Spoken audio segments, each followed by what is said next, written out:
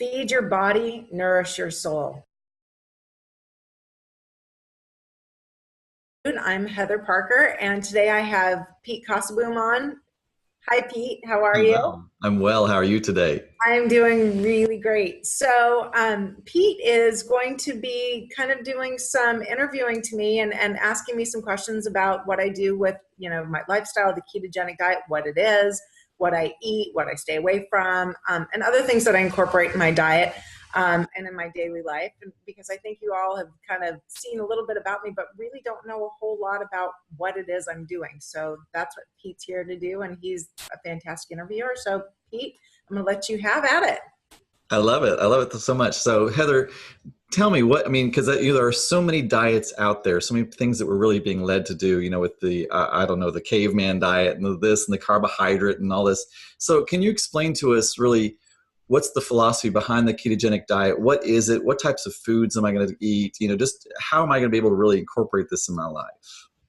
It's a great question. So, the ketogenic diet actually was created back in the 1920s. And it was created for a therapy and a treatment for pediatric epilepsy. It was way before there was any kind of drug therapies. And so they really went after it through diet. And the ketogenic diet is all about carb restriction.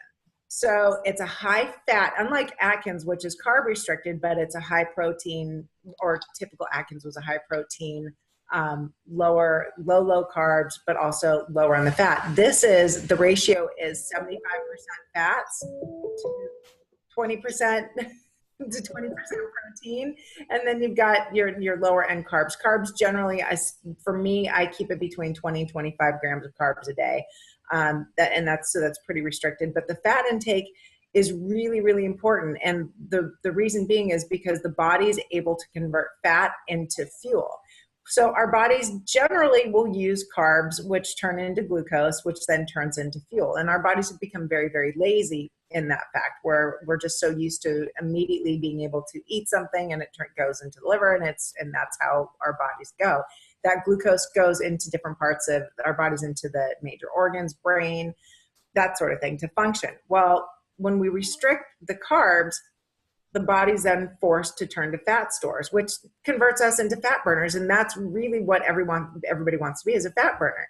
And that happens through the body goes after the fat stores, takes it through the liver, and the liver turns that into ketone bodies. Those ketone bodies then go into the organs in the brain as alternative fuel sources. And the brain works much, much more efficiently with ketones, that's why they think that it has worked so well with epilepsy.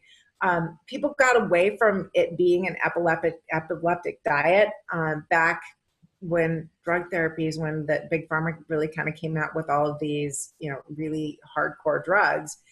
And what's happened is, over time, people have found that they don't work anymore, or they're working less effectively. So this has kind of made a comeback for a lot of children, anyway, that cannot stand, massive amounts of benzodiazepine, which really, it's like Valium and Xanax and things like that to suppress that. It kind of evolved through this wanting to treat one thing, and it ended up being something that worked really well for other aspects. So when the body is in that fat burning phase and is not being lazy and using glucose stores, it also helps metabolic diseases. So insulin resistance, type 2 diabetes. It also helps prevent from Alzheimer's, dementia, things that affect the brain, neuro diseases. It really protects against that for the brain as well. But the nice thing about this is that any kind of insulin issues, metabolic issues that you may be developing or have developed can be reversed in a very short period of time. I know for me, I was at the pre-diabetic stage for a good couple of years. And after just a month of changing my eating, I went into the normal range for the first time and have stayed there ever since. So I know that works, and it worked for me, and it's worked in many, many other studies. So the ketogenic diet is really about, making good choices, good fats. And when I say fats, saturated fats, we're talking about butter, we're talking about coconut oil, we're talking about avocados, olive oil, the creams, When you have coffee, don't go for the non-fat milk, go for the heavy whipping cream. So, those are the things that really kind of fuel the body and really kind of get that body to do what it's supposed to do and turn into the fat burner and go for the fat burning, the love handles, all the places the trouble places, the thighs, the hips, the butt, all those places, and they start to shrink, and it's pretty amazing when it happens.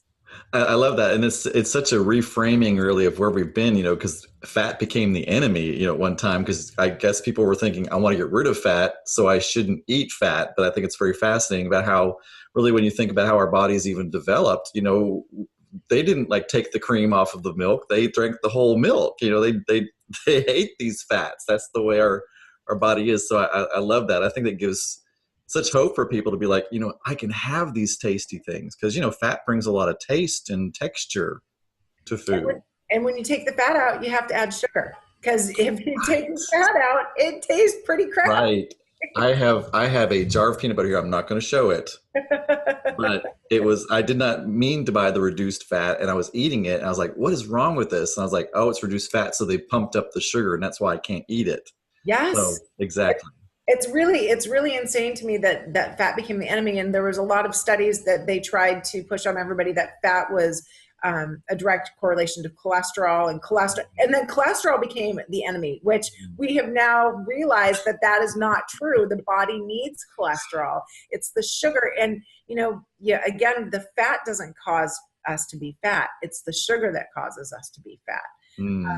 So, and the other thing too, and this is the one thing that I really kind of have to warn people when they start, looking into changing and going to the ketogenic lifestyle, is that protein, it's really easy to go to protein as a go-to snack, like grabbing, some ham or some turkey or whatever, going for the protein.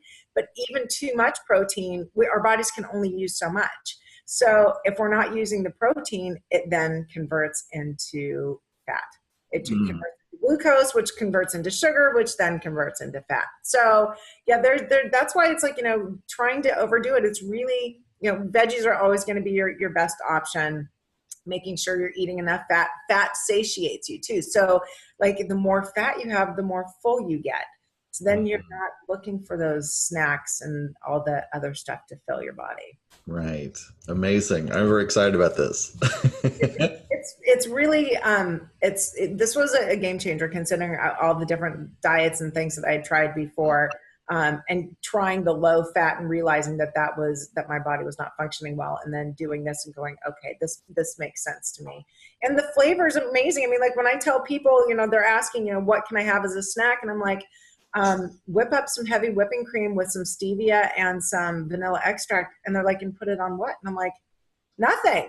Eat it. I'm like, if you wanted to, I suppose you could put it on, a handful of blueberries or raspberries, but eat it. And they're like, oh my God, this is like the best gift ever. I'm like, yeah. I'll be right back. I'm like, yeah, it's amazing. I make, that's one of the things that I made in the beginning because I needed something to feel dessert-like, and that definitely hit it. Amazing.